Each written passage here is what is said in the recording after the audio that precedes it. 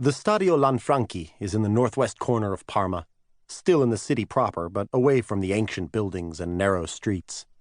It's a rugby pitch, home to 2 professional teams and leased to the Panthers for football. It has canopy-covered grandstands on both sides, a press box, and a playing surface of natural grass that is well maintained in spite of the heavy traffic. Soccer is played at the much larger Stadio Tardini, a mile away in the southeast section of the city, and there larger crowds gather to celebrate Italy's modern-day reason to exist. There's not much to cheer about, though. The lowly Parma team barely clings to its place in the prestigious Series A of Italian soccer. The team still draws its faithful, though. About 30,000 long-suffering fans show up with Cubs-like devotion year after year, game after game. That's about 29,000 more than generally show up for Panthers games at Stadio Lanfranchi. It has seating for 3,000, but rarely sells out. Actually, there's nothing to sell. Admission is free. Rick Dockery walked slowly across midfield as long shadows fell, hands crammed in jeans pockets, the aimless stroll of a man in another world. Occasionally, he stopped and pressed hard with a loafer to check the turf. He had not stepped onto a field, or a pitch, or whatever the hell it was, since that last day in Cleveland. Sam sat 5 rows up on the home side, watching his quarterback and wondering what he was thinking. Rick was thinking about a training camp one summer not too long ago, a brief but brutal ordeal with one of the pro teams. He couldn't remember exactly which. Camp that summer had been at a small college with a field similar to the one he was now inspecting. A Division III school, a tiny college with the obligatory rustic dorms and cafeteria and cramped locker rooms, the type of place some NFL teams choose to make training as tough and austere as possible. And he was thinking about high school. Back at Davenport South, he had played every game in front of more people, home and away.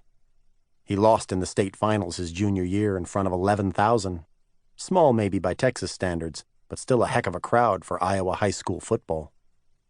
At the moment, though, Davenport South was far away, as were many things that once seemed important. He stopped in the end zone and studied the goalposts, odd ones.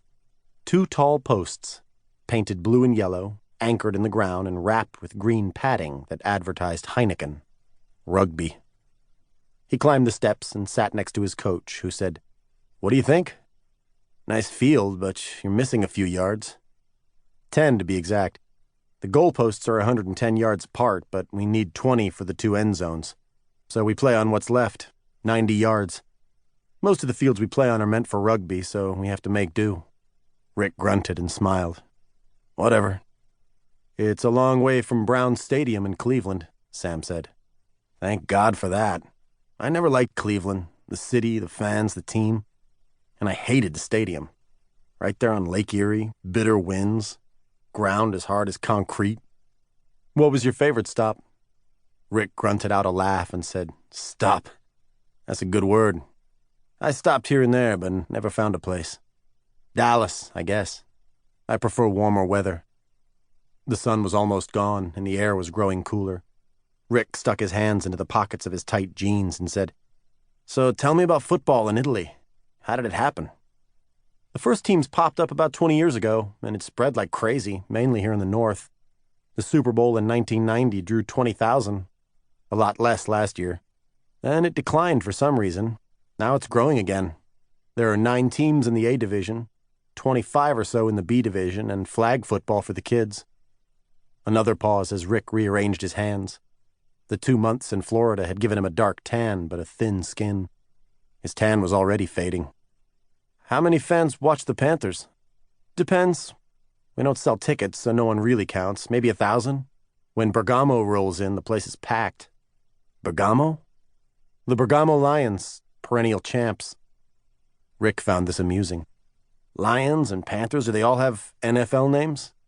"No, we also have the Bologna Warriors, Rome Gladiators, Naples Bandits, Milan Rhinos, Lazio Marines, as well as the Ancona Dolphins and Bolzana Giants." Rick chuckled at the names. "What's so funny?" Sam asked. "Nothing. Where am I?" "It's normal. The shock wears off fast, though. Once you put on the gear and start hitting, you'll feel at home." "I don't hit," Rick wanted to say, but thought better of it. So, Bergamo is the team to beat? Oh yes, they've won 8 straight Super Bowls and 61 straight games. The Italian Super Bowl. Can't believe I missed it. A lot of people missed it. On the sports pages, we go last after swimming and motorbiking. The Super Bowl is televised, though, on one of the lesser channels. Because he was still horrified at the thought of his friends learning that he was playing intramural ball in Italy, the prospect of no press and no televised games was quite appealing. Rick was not looking for glory in Parma. Just a small paycheck while he and Arnie waited for a miracle back home. He didn't want anyone to know where he was.